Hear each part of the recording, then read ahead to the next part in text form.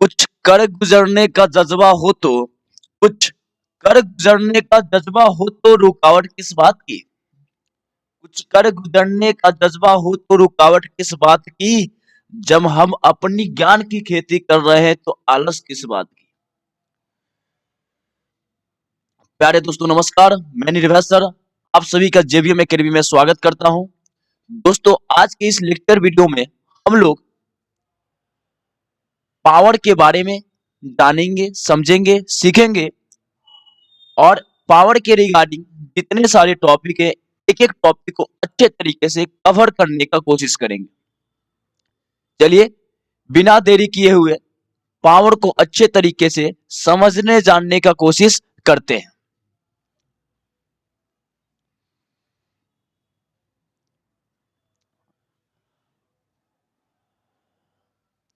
अगर बात किया जाए पावर तो आपके अगर बात किया जाए पावर का मतलब क्या होता है तो आप क्या डिफिनेशन दे सकते हैं पावर के बारे में। Power is defined as the rate of doing work. It tells how fast or slow work is done. कहने का मतलब ये हुआ कि पावर जो होता है रेट ऑफ डूइंग वर्क, यानी आप बोल सकते हैं कि कार्य करने की जो दर होती है स्पेशली, तो उसको क्या कहा जाता है, rate of doing work is called power. और ये हमें ये बताता है कि कैसे जो है हाउ फास्ट और स्लो वर्क इज डन, यानी जो वर्क हो रहा है वो कैसे कितना फास्ट और कितना स्लो हुआ। ठीक है ना। अब अगला पॉइंट है An aeroplane an aeroplane covered more distance in less time than a car. Consequently, so we say that aeroplane is a more powerful than car. इसका मतलब आप समझ गए कि एरोप्लेन जो होता है वो काफी ज्यादा डिस्टेंस कवर करता है लेस टाइम में according to compare to car. तो हम ये कह सकते हैं कि एरोप्लेन जो होता है वो कार से काफी ज्यादा क्या है, पावरफुल है। अगला पॉइंट को समझने की कोशिश करते हैं। देखिए पावर बराबर जो होता है एक डिफिनेशन की अगर हम बात करें तो ध्यान दीजिए, पावर इक्वल टू क्या होता है, वर्क अपॉन में time. Power equal to work upon में टाइम। तो आप ये बोल सकते हैं work per unit time is called power.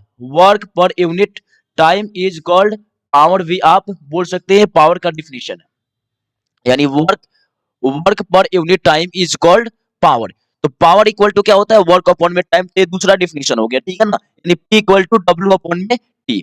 अगला पॉइंट पढ़ने की कोशिश करते हैं, SI unit of power is joule per second, यानी पावर की जो एसआई यूनिट होती है उसको हम क्या बोलते हैं, जूल पर सेकेंड होती है। पावर की जो एसआई यूनिट होती है वो जूल पर सेकेंड होती है। अब देखिए आपको निकालना हो, अगर आपको एसआई यूनिट नहीं पता तो कैसे निकालेंगे, कैसे फाइंड करेंगे। जैसे वर्क, वर्क का एसआई यूनिट क्या होता है, जूल होता है।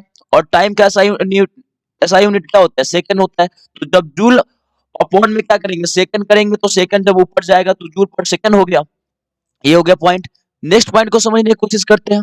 अगला point, one what is the power when one joule of work is done in 1 second, यानी एक जूल वर्क जब 1 सेकेंड में क्या होता है, संपन्न होता है, वर्क होता है, तो वो 1 वाट कहलाता है। यानी पावर का एसआई यूनिट जो होता है स्पेशली वाट भी होता है, याद रखिएगा कि 1 वाट बराबर 1 जूल पर सेकेंड होता है, इतना याद रखिएगा। अगर हम बात करें बिगर यूनिट का, तो बिगर यूनिट जो होती है वो पावर की क्या होती है, वो किलो वाट होती है। और इसको जो है के डब्ल्यू के द्वारा क्या किया जाता है, डिनोट किया जाता है। अब देखिए यहाँ पे 1 किलो वाट बराबर जो होता है वो 1000 वाट होता है, ये पता होनी चाहिए आपको। चलिए अगले पॉइंट को समझने की कोशिश करते हैं। अगला पॉइंट हमारे सामने आ चुका है, यानी if power is more, power ज्यादा होगा तो वर्क जो है काफी फास्ट होगा, नॉर्मल सी बात है। नेक्स्ट पॉइंट है आपका, if power is more work is done fast and vice वर्सा।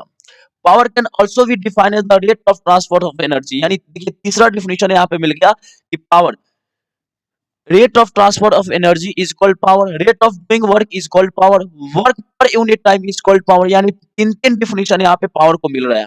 किसी तीनों डिफिनेशन में एक डिफिनेशन आप कंप्लीट कर लीजिए। चलिए ये चीज हो गई पावर के रिगार्डिंग। उम्मीद करता हूं ये टॉपिक आपको समझ में आया होगा। अब देखिए एक और टॉपिक को पढ़ने की कोशिश करते हैं, यहाँ पे इसको ध्यान दीजिएगा। पावर, पावर जो होता है वर्क अपॉन में टाइम होता है, मैंने अभी आपको बताया था। तो यानी पावर की जो एसआई यूनिट हो गई वो क्या हो गई, वाट हो गई, और वर्क की एसआई यूनिट जूल और ये सेकेंड।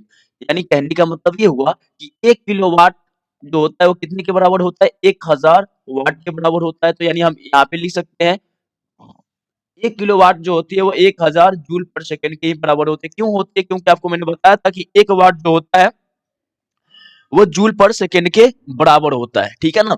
ये कुछ पॉइंट थे पावर के रिगार्डिंग। उम्मीद करता हूँ कि ये टॉपिक पावर को अब अच्छे तरीके से समझे होंगे, जाने होंगे।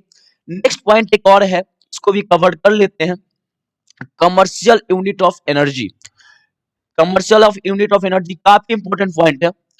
तो कमर्शियल यूनिट ऑफ एनर्जी में हम लोग स्पेशली क्या करते हैं, 1 किलोवाट आवर जो है डिनोट किया जाता है। अब 1 किलोवाट आवर जो होगा स्पेशली किसके बराबर होगा? 1 किलोवाट मल्टीप्लाई का कितना हो जाएगा? 1 आवर हो जाएगा। अब 1 किलोवाट में से कितने वाट होते हैं? 1000। और 1 आवर में जो है कितने हो जाएंगे? 3600 सेकंड हो गया। अब देखिए यहाँ पे मैंने क्या किया, इन दोनों को मल्टीप्लिकेशन किया, तो यहाँ पे हमारा जो वैल्यू हुआ 36 लाख जूल हो गया।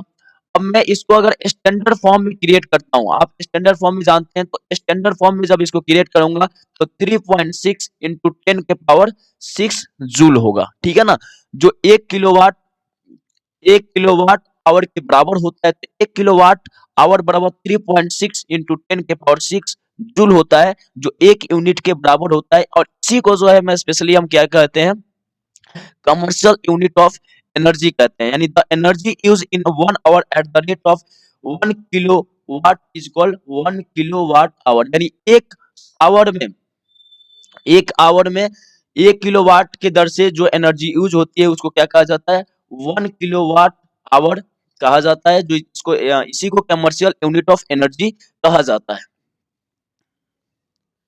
तो उम्मीद करता हूँ ये टॉपिक ये आपको कवर हो गया होगा। Thank you for watching this video. Don't forget like share and subscribe JVM academy YouTube channel.